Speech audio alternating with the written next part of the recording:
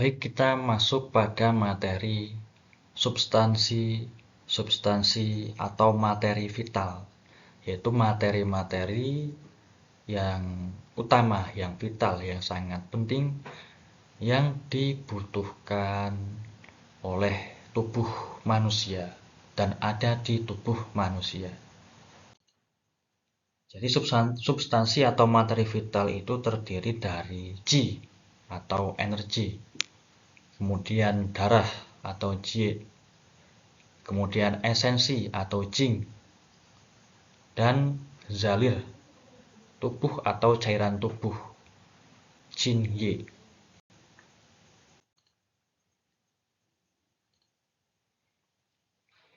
Konsep Qi dalam kedokteran Cina itu ketika filsuf dan para dokter Cina kuno melihat interaksi antara manusia mikrokosmos dengan alam semesta makrokosmos. Jadi Qi manusia itu dianggap sebagai interaksi antara Qi langit dan Qi tanah.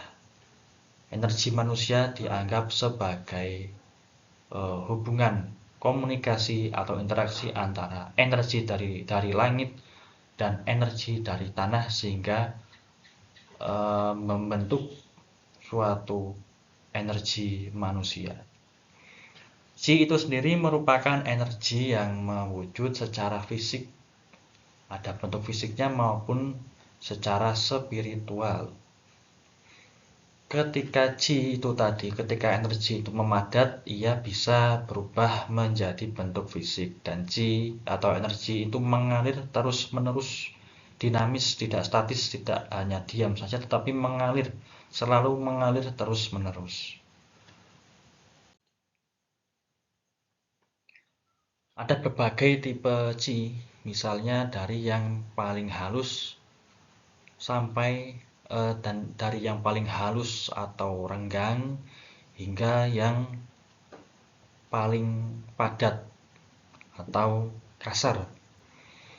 Contohnya Qi penggizi yang berada di tubuh bagian dalam dengan fungsi penyuburan. Dia itu lebih padat dari Qi pertahanan yang tepatnya di bagian luar tubuh dengan fungsi perlindungan. Nah, ketika Qi itu terhambat atau dia itu macet, istilah lainnya adalah stagnasi Qi.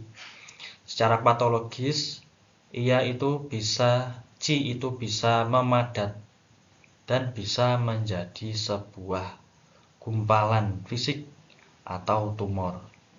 Jadi ketika Qi itu terhambat atau macet, misalnya pada Qi liver, dia itu macet, lama-kelamaan dia juga bisa menjadi bentuk fisik, memadat menjadi bentuk fisik dari yang Qi yang sifatnya renggang, sifatnya halus itu bisa menjadi padat, memadat menjadi sebuah gumpalan atau tumor di bagian area liver.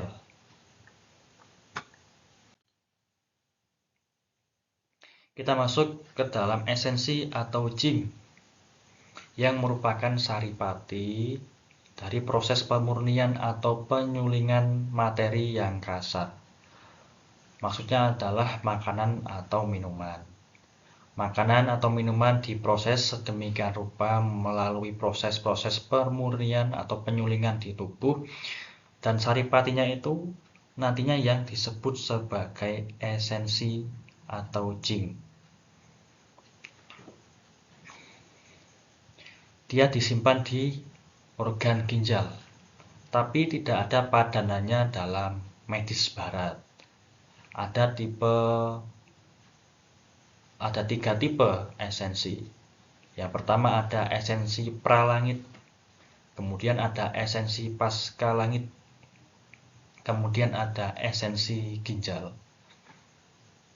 Nah, ini gambar orang sedang cikung, sedang melakukan olah energi atau olah Qi.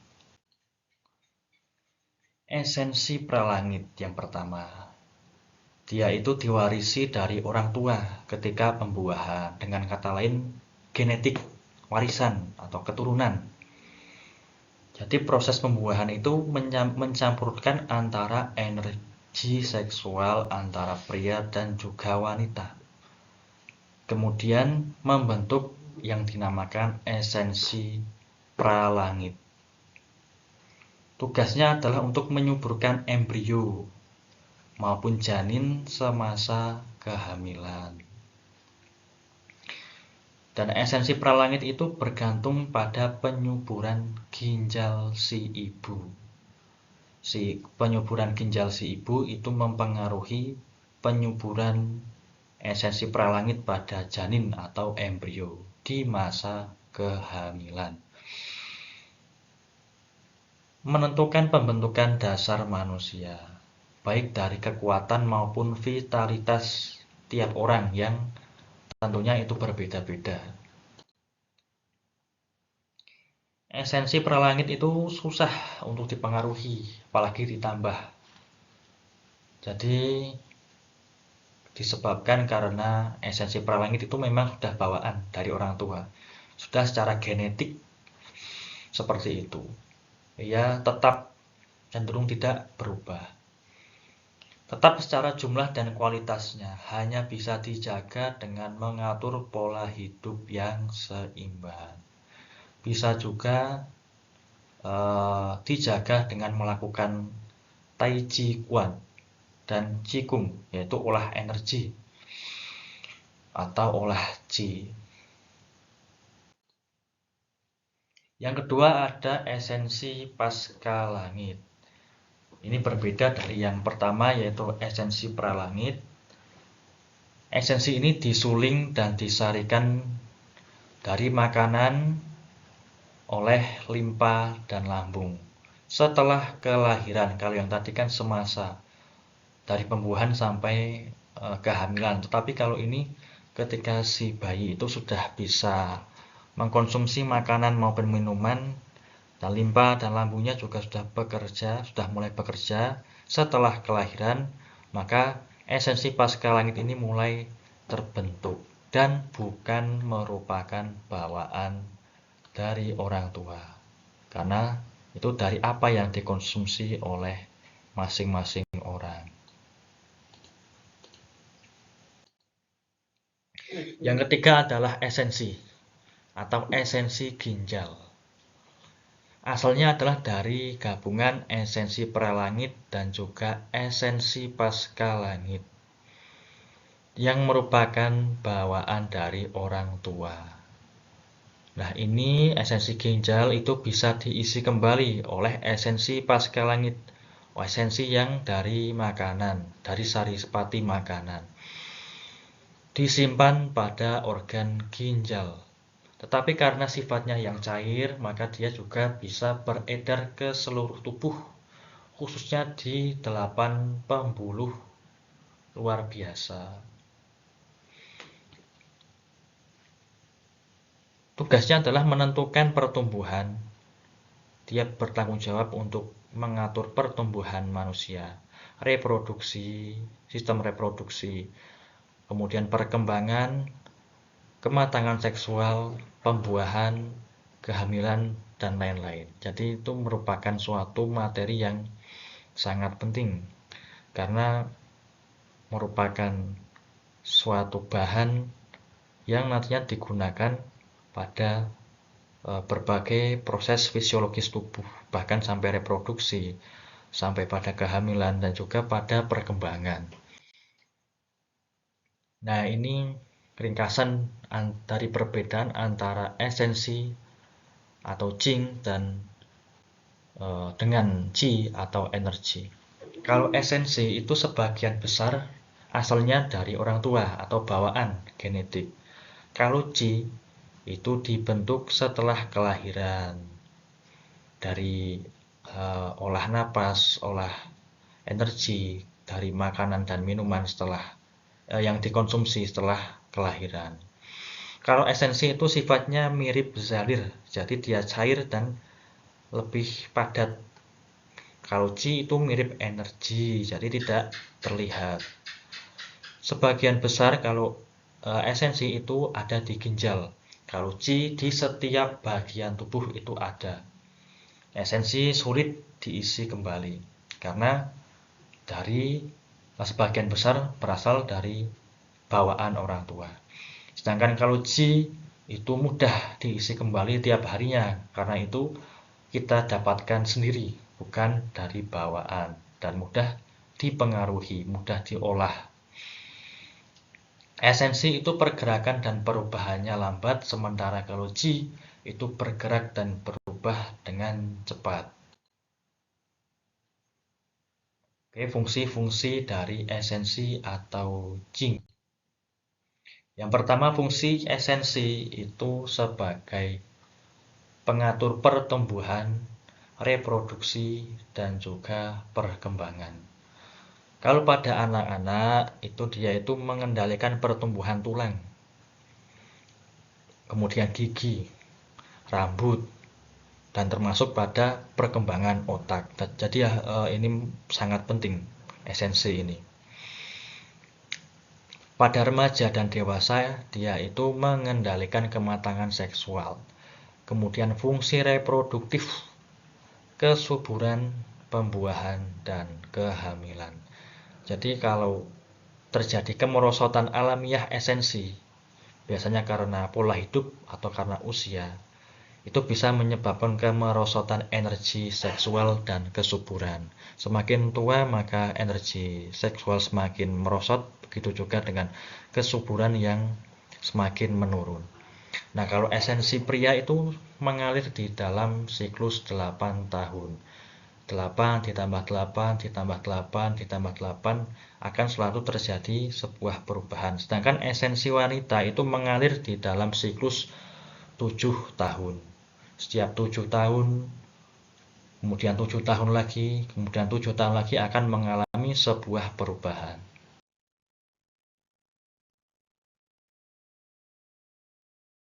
Fungsi esensi yang kedua itu sebagai basis dari Qi atau energi ginjal. Karena ada interaksi yang sangat erat antara aspek-aspek energi di ginjal. Seperti yin, aspek yang, kemudian ada esensi, dan kemudian ada Qi. Dan esensi itu karena dia mirip zalir, lebih cair, dia itu kategorinya termasuk sebagai yin di ginjal.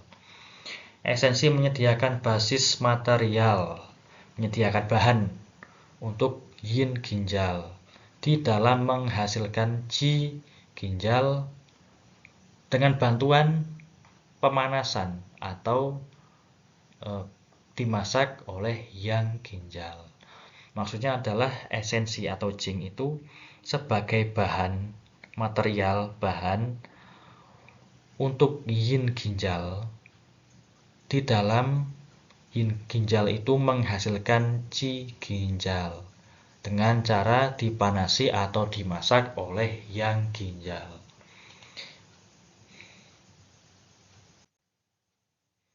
Ilustrasinya seperti ini. Ada sebuah panci, kemudian ada api pembakaran ini. Di dalam panci itu ada air dan timbul sebuah uap dari pemanasan air tersebut. Diibaratkan sebagai panci itu sebagai ginjal, api pembakarannya itu adalah yangnya ginjal, dan mingmen api ginjal.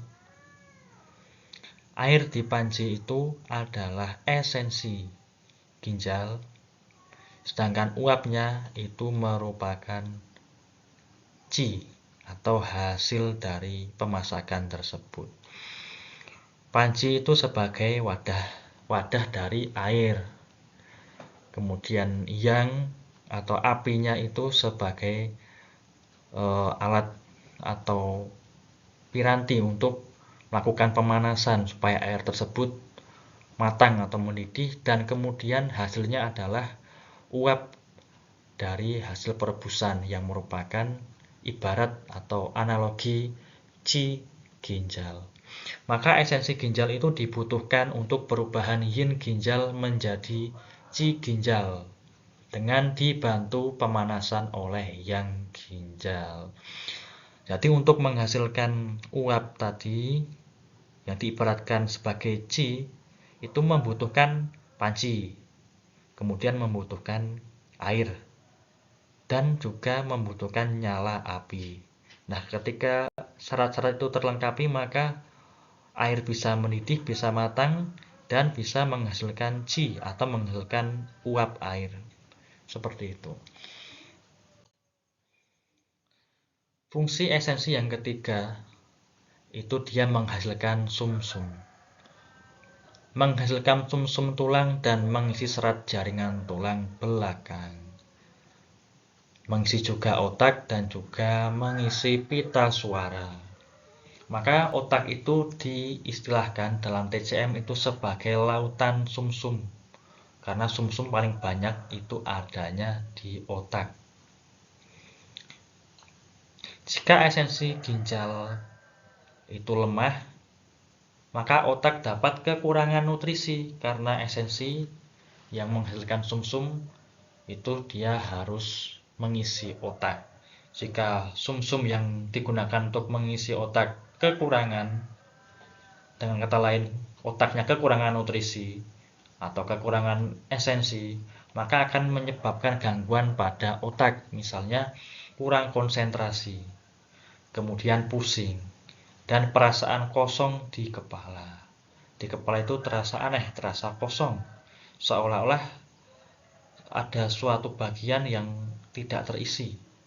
Nah, itulah fungsinya esensi yang menghasilkan sumsum kemudian mengisi otak di kepala.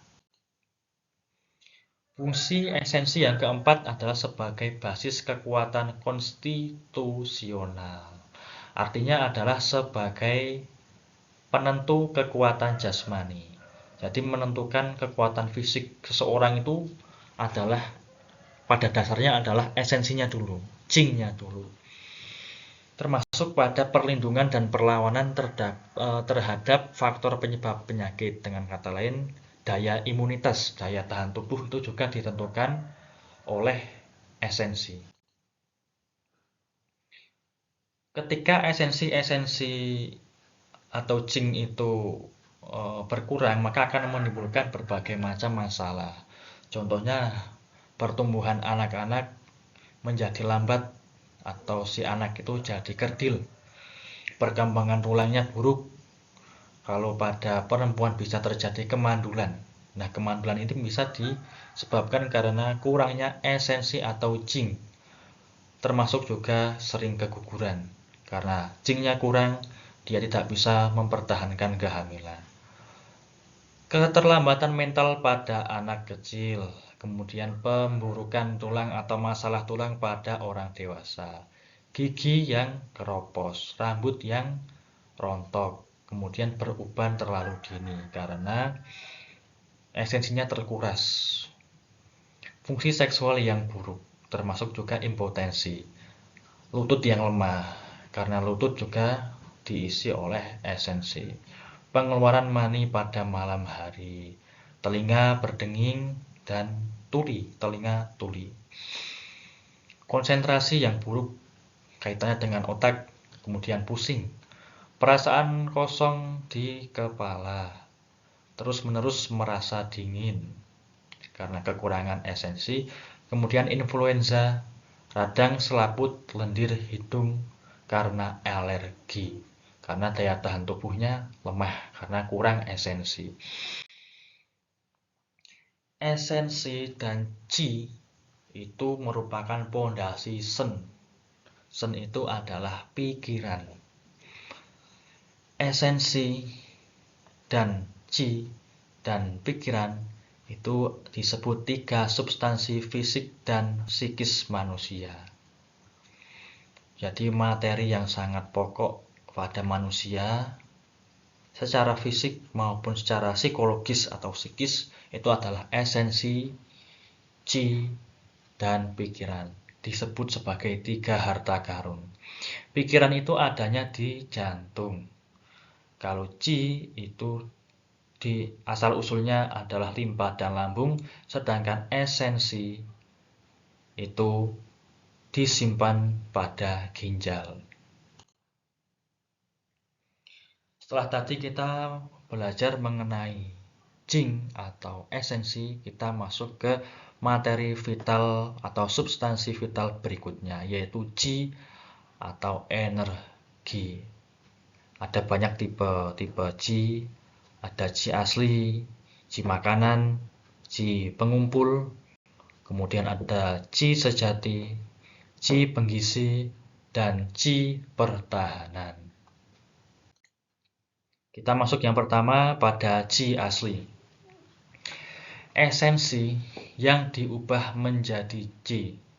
Jadi Qi asli itu merupakan asalnya adalah sebuah esensi, tapi dia diubah menjadi Qi. Asalnya dari ginjal, bergantung pada penyuburan dari esensi pasca langit, esensi yang dihasilkan dari makanan dan minuman setelah kelahiran. Qi asli itu mencakup yin asli atau yuan yin dan yang asli atau yuan yang. Nah, yin asli dan yang asli itu adalah pondasi dari semua energi yin yang tubuh. Semuanya berasal dari yin asli maupun yang asli. Fungsi dari Qi asli itu sebagai penggerak fungsi-fungsi semua organ tubuh. Kemudian sebagai pondasi vitalitas atau kekuatan fisik dan stamina. Dia itu beredar di seluruh tubuh di dalam saluran-saluran atau meridian. Kemudian sebagai basis Qi ginjal, berkaitan dengan fungsi ginjal, menyediakan panas bagi seluruh aktivitas fungsional tubuh. Jadi setiap organ-organ yang bekerja itu membutuhkan panas. Nah, panas itu salah satunya disediakan oleh Qi ginjal. Qi ginjal itu ada di antara dua ginjal. Nah, ini gambar dua ginjal, ada dua ginjal. Nah, ini tengah-tengahnya ini. Di bawah pusar di gerbang vitalitas atau Mingmen. Ada di Mingmen. Qi asli tempatnya di situ. Di antara dua ginjal. Kemudian dia juga berperan pada pengubahan Qi pengumpul menjadi Qi sejati yang nanti kita akan pelajari bersama.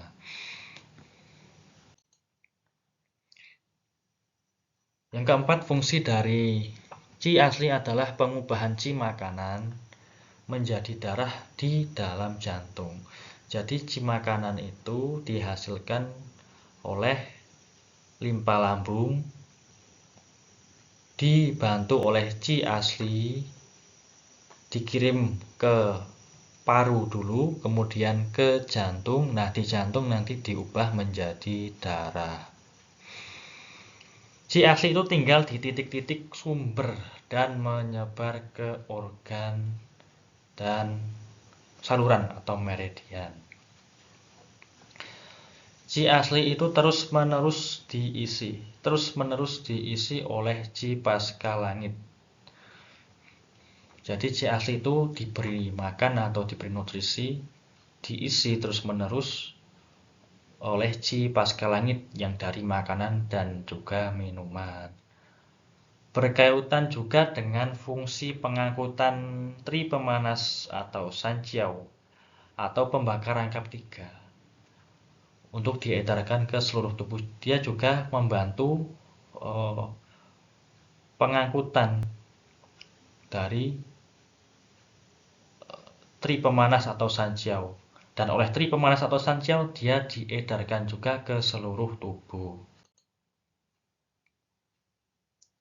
Bagaimana ketika kita mau mengobati Qi asli dengan menggunakan jarum akupuntur? Cara yang pertama adalah penusukan jarum di titik-titik sumber atau titik yuan. Titik yuan itu adalah titik di mana Qi sejati organ Changfu, organ yin dan organ yang, terpencar ke meridiannya, ke salurannya.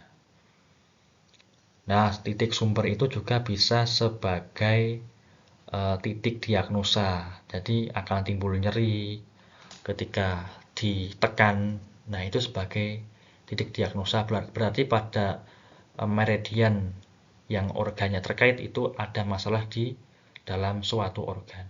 Dan dapat digunakan ketika organ Changfu yang terkait itu sakit. Jika ada suatu organ Changfu yang sakit atau mengalami masalah tertentu, bisa menggunakan titik sumber, titik Yuan untuk mengobatinya. Yaitu titik LU9, LI4, ST42, SP3, HT7, SI4, BL64, KI3, PC7, SJ4, GB40, dan liver 3. Yang kedua adalah menusuk jarum kemudian dimoksa. Setelah diakupuntur maka dikasih moksa. Seperti ini ilustrasinya. Ditusuk jarum dulu kemudian baru disusul dengan pemberian panas oleh moksa, pembakaran moksa. Pada pembuluh pengarah atau renmai atau conception vessel, singkatannya CV kalau di aplikasi itu, yang berada di bawah pusar. Jadi titik-titik ren yang ada di bawah pusar. Contohnya ada ren 4, ada ren 5, ada ren 6, dan juga ren 7. Yang ketiga, untuk mengobati Qi asli itu dengan penusukan jarum dan moksa seperti ini, seperti gambar ini, pada titik Mingmen atau Du4, yang mana Mingmen atau Du4 itu merupakan tempat asal dari Qi asli. Jadi ditusuk jarum kemudian dimoksa. Yang kedua adalah Qi makanan atau Qi. Qi makanan itu merupakan tahap pertama dari perubahan bentuk makanan menjadi energi atau Qi. Urutannya seperti di gambar ini. Jadi makanan itu masuk dulu ke lambung. Di lambung dibusukkan dan dimatangkan. Kemudian baru oleh limpa diubah bentuknya menjadi Qi makanan.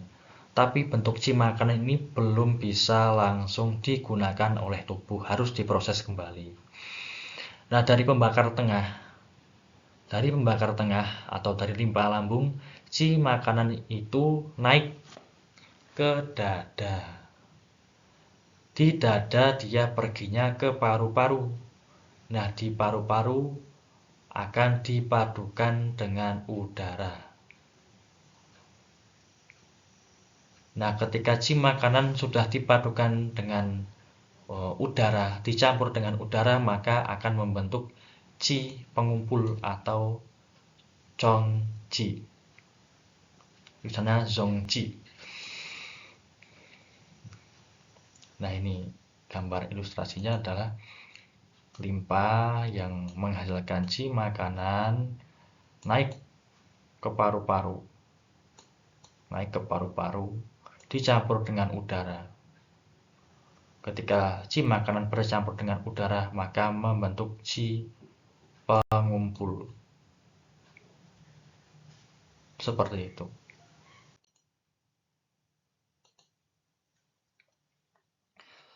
Dari pembakar tengah, dari limpa, Qi makanan itu juga naik ke dada. Karena limpa arahnya kan naik Qi-nya. Di dada itu Qi makanan itu perginya ke paru-paru. Setelah dari paru-paru dia pergi ke jantung.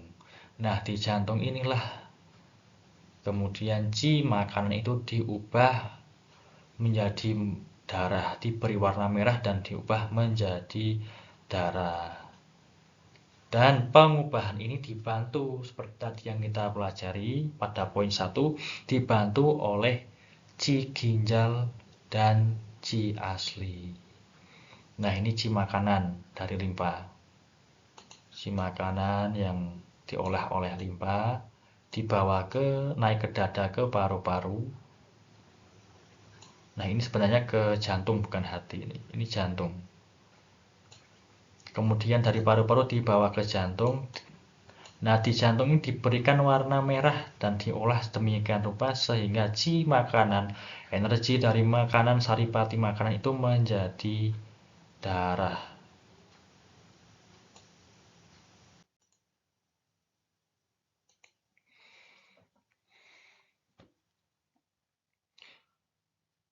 Kita masuk pada Qi limpa. Arah Qi limpa yang normal itu naik ke atas. Jika Qi limpa itu turun ke bawah alias berbalik arah, maka makanan itu tidak diubah dengan tepat. Nah, karena tidak diubah dengan tepat, dia itu menjadi yang namanya diare. Diare ataupun tinja encer. Karena apa? Karena Qi limpa yang berbalik arah itu fungsi perubahan makanannya dan pengangkutan makanannya itu tidak sempurna dan menyebabkan tinjanya juga tidak sempurna, pencernaan juga tidak sempurna. Terjadi diare dan tinja yang encer. Kemudian kita masuk pada Qi makanan. Nah, Qi makanan itu kan masih dalam bentuk kasar, belum bisa digunakan oleh tubuh secara langsung. Tapi dia itu sebagai basis atau sebagai bahan perubahan bentuk Qi yang nantinya akan dimurnikan. Yang mana Qi makanan itu jadi bahan permulaan, bahan awal produksi semua jenis Qi dan juga darah sebagai bahannya. Pada poin ketiga kita masuk pada pembahasan mengenai Qi pengumpul atau Zhongqi atau Qi dada, Qi di dada. Asalnya adalah dari interaksi Qi makanan tadi yang dari limpa dinaikkan ke dada. Di dada atau di paru-paru itu bercampur dengan udara. Nah, Qi makanan dicampur dengan udara itu membentuk yang namanya Qi pengumpul atau Qi dada. Sifatnya ya lebih halus dan lebih murni dari Qi makanan karena sudah bercampur dengan udara. Dan itu sudah dapat digunakan langsung oleh tubuh, tidak seperti Qi makanan tadi yang belum bisa digunakan oleh tubuh secara langsung. Fungsi utama dari Qi pengumpul itu untuk menyuburkan organ jantung dan juga organ paru-paru. Kemudian mendorong atau membantu fungsi paru-paru di dalam mengendalikan Qi dan juga di dalam mengendalikan pernapasan dan juga membantu fungsi jantung ketika mengatur darah dan pembuluh darah. Kemudian Qi pengumpul atau Qi dada itu mengendalikan ucapan dan kekuatan suara. Jadi ketika Qi pengumpul itu lemah, maka kekuatan suara juga akan lemah. Misalnya pada penyakit paru-paru. Paru-paru lemah, maka kekuatan suara juga akan lemah. Kemudian dia juga mendorong sirkulasi darah pada kaki dan tangan. Jika sirkulasi darah itu macet atau tidak sampai sempurna ke kaki dan tangan, maka kaki dan tangan kekurangan nutrisi dan akan menjadi dingin ataupun menjadi terhambat sehingga menimbulkan rasa kesemutan. Nah, ini jika Qi pengumpul lemah, anggota-anggota badan khususnya tangan itu akan dingin karena tidak dihangatkan atau tidak dinutrisi oleh Qi pengumpul. Qi pengumpul juga berkumpul di tenggorokan dan mempengaruhi ucapan. Ucapan itu ada di bawah kendali jantung. Kalau kekuatan suara itu ada di bawah kendali paru-paru. Jika Qi pengumpul lemah, ucapan terhalang. Jadi ngomongnya jadi nggak jelas dan suara juga lemah. Nah, seperti pada orang dengan penyakit paru-paru yang lemah. Sindrom kekurangan Qi paru-paru. Itu Qi pengumpulnya lemah, maka ucapannya juga kurang jelas dan suaranya juga lemah. Si pengumpul itu juga bisa dipengaruhi oleh emosi. Emosinya adalah emosi yang mempengaruhi paru-paru, yaitu kemurungan dan kesedihan. Kemurungan dan kesedihan itu memperlemah organ paru dan memencarkan energi di dada. Jadi energi yang tersusun dengan baik dengan sedemikian rupa membentuk suatu kesatuan energi itu dipecah-pecah, dipencarkan karena emosi, kesedihan, dan kemurungan tadi. Qi pengumpul dan Qi asli itu saling membantu. Seperti apa? Qi pengumpul itu turun ke bawah membantu ginjal. Qi pengumpul dari paru-paru atau dari dada itu turunnya ke bawah ke ginjal dan membantu kerja ginjal. Nah, Qi asli di ginjal itu naik ke atas ke paru-paru, ke dada untuk membantu kerja paru-paru. Jadi di sini terjadi saling membantu antara paru-paru dan juga ginjal. Wilayah dada. Wilayah dada sebagai tempat berkumpulnya Qi pengumpul. Wilayah dada ini sebagai tempat berkumpulnya Qi pengumpul itu disebut sebagai lautan Qi. Lautan Qi. Dan di dada terdapat suatu titik yaitu Ren 17 di antara dua puting kanan dan kiri ini. Itu bisa digunakan untuk mengendalikan lautan Qi. Nah, misalnya ketika Qi seseorang itu sangat lemah, itu bisa dibantu dengan menggunakan Ren 17. Dapat juga Qi pengumpul itu ketika mengalami masalah bisa juga diobati dengan meridian di saluran paru-paru ataupun meridian jantung. Pada titik-titik akupuntur tertentu di meridian jantung ataupun meridian paru-paru itu bisa mengobati Qi pengumpul. Dan juga dengan olah pernapasan atau olah energi seperti Tai Chi maupun Qigong. Baik, supaya tidak kepanjangan, kita cukupkan dulu sampai slide ini dan akan kita lanjutkan pada video berikutnya.